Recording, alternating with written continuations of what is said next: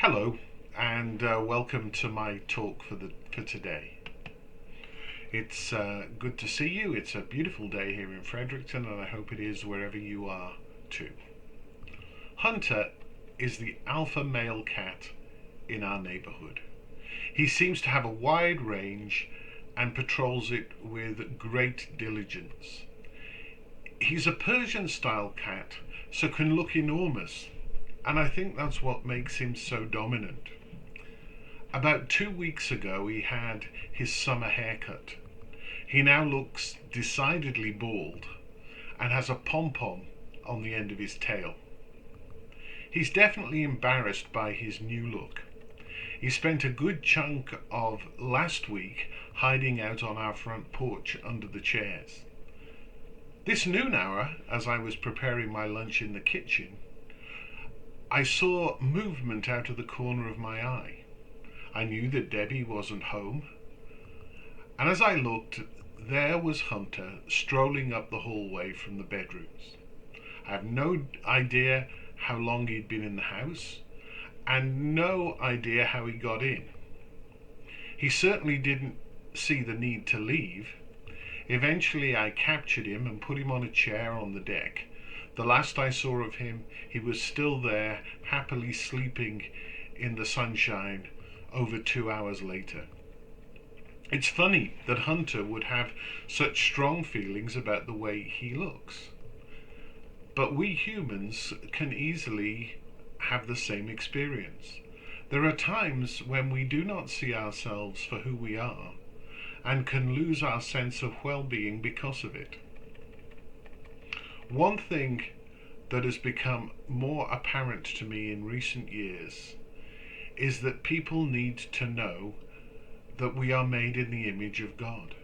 I mentioned this recently, but now I want to push us a little further. God looks upon us as his beloved.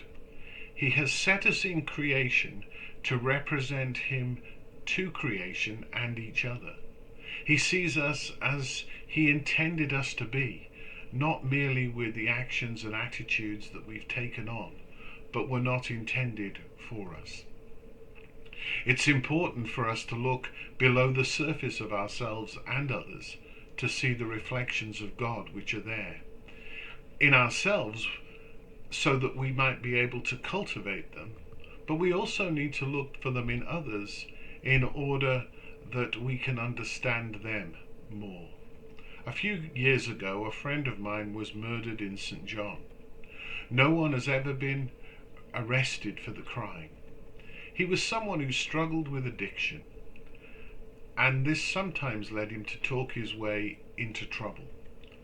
No one has any idea what happened late on that Saturday night, but we know a life ended on a lonely sidewalk. Sometimes he could be frustrating, but his funeral was a lesson. He was someone who followed Jesus, and speaker after speaker stood up to say something like this: I know he could not beat his demons, but he was responsible for me becoming a Christian. Or they would tell of an act of kindness he had done. This particular man always saw himself in a bad light. He wanted to be different, but never quite made it.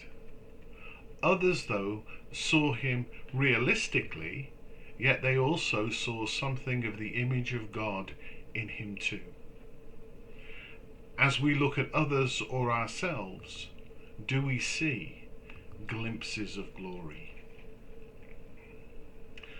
Once again, thank you for being here, and I hope you can join us for the litany tonight at 6. But if not, God bless and stay safe.